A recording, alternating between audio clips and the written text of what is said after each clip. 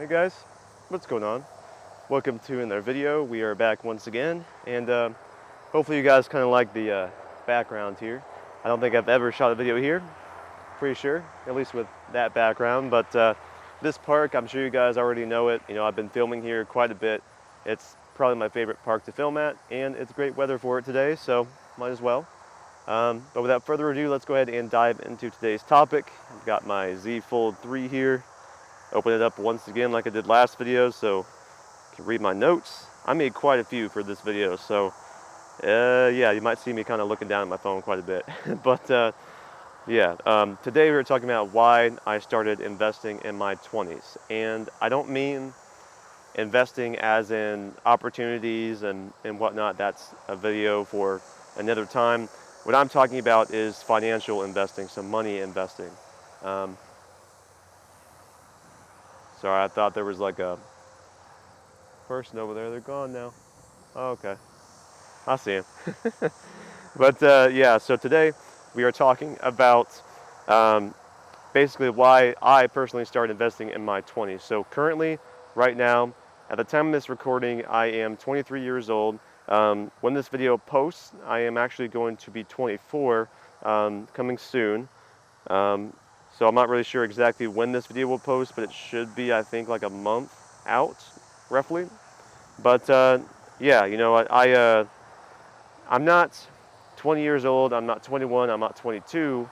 So I'm kind of approaching kind of like the mid 20s, nearing 30, which is kind of scary. But um, you know, that's kind of like where I'm at in my life right now. So there's a few points I wanted to say about this. You know, investing in your 20s, why it is important. So first thing is, the sooner you start investing, the better off it is because of compound interest and dividend payouts, and the ability to put more money away for your future.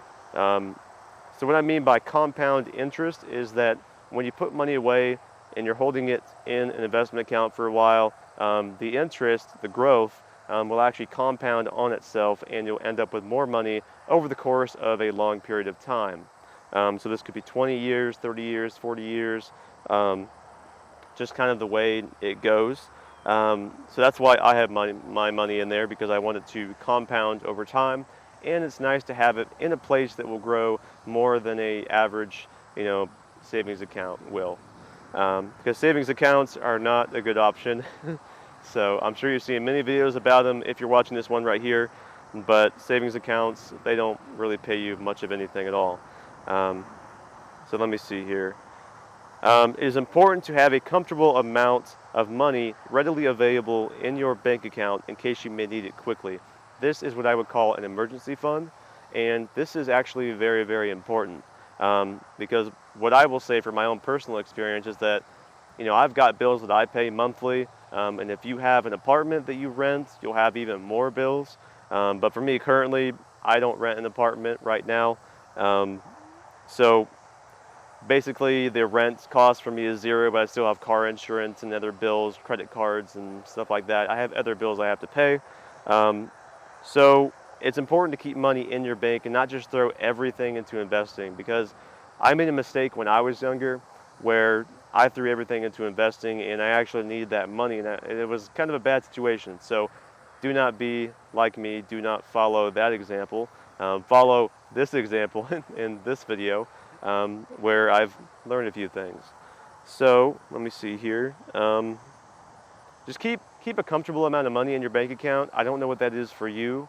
It could be like $1,000, maybe $2,000 if you have more expenses, but I would say about $800 to $1,000 is a good amount just to keep in your account at all times in case you have bills come out or you need the money for car repair, whatever it may be. So there are many apps out there that allow you to make small deposits daily, weekly, or monthly. And this is a great point because a lot of people don't know this, but you don't need to put a whole lot of money into investing. You know, you can start with lower amounts.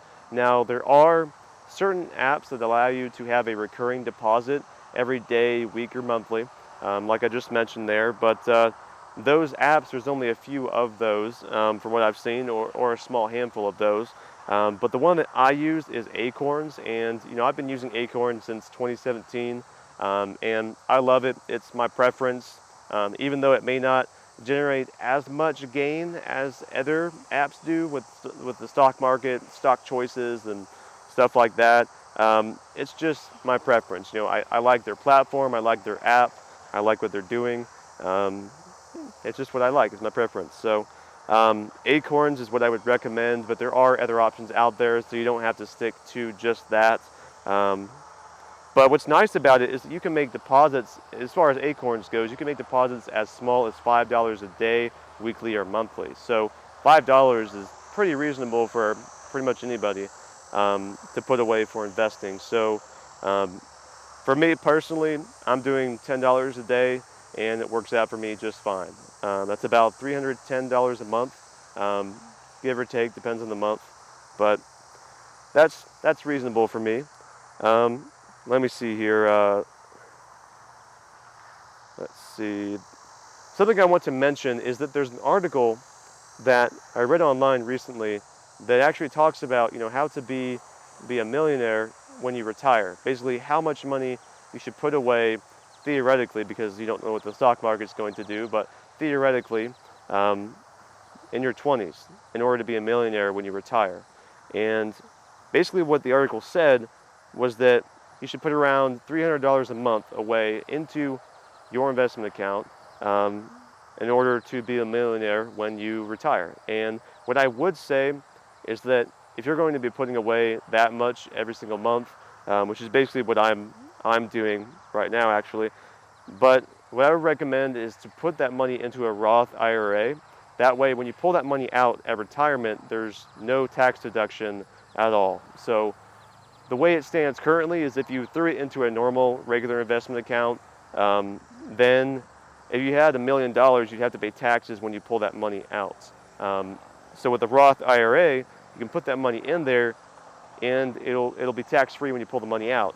But there is kind of a downside to that, which is if you don't wait until the year that you're supposed to pull it out, until you're, I think, like 59 and a half or 60, something like that. I'll have to check again on that, so don't quote me on that, but it's roughly around that age where you are able to pull it out. But if you pull it out before that, say at like 40 or 50, then you're going to take a hit on your money. You'll be hit with a penalty fee, and yeah, that's not fun because that could actually be a pretty significant portion of your money. So just keep that in mind. If you do want to throw money into a Roth IRA, just make sure that you don't need that money anytime soon, and probably for the next 20, 30, 40 years. So make sure that if you're putting money away, do what you can actually afford. Let's see here. So something I wanted to kind of turn back on, the topic that I brought up earlier in today's video is about savings accounts. So the important thing to keep in mind is that investing is very important, and simply throwing your money into a savings account will not net you near as much money. And that is because savings account interest rate is really low, and basically if you put it into a savings account, it's not going to grow nearly as fast at all. In fact, you may actually be losing money with regards to inflation and whatnot. So yeah, I would just recommend investing what you can. Make sure that you're comfortable, able to live your normal regular life, that you're not struggling financially because of this decision. But definitely put away something. That would be what I would say. So there are many apps out there, many resources out there for this. So that's basically what I wanted to talk about in today's video. Currently, I'm doing this. I've been doing it for a while now, and I like it. I like looking at the stock market and seeing what I've gained, what I've lost. Like each day, I always check it. Now, you don't have to be like that. You don't have to check it every day. You can just throw money in there and keep it and not even look at it. But I like to look at it. I like to kind of know how it's doing, how my money is doing. So that's just what I do personally. So with all that being said, guys, thank you for watching today's video. I know today was a little bit of a different topic, but it is something that I wanted to talk about in today's video. So hopefully you did enjoy it. With all that being said, guys, I'm going to go out here and shoot one more video for you guys and enjoy the weather a little bit more. So that's pretty much all I've got. So with all that being said, see you in the next one.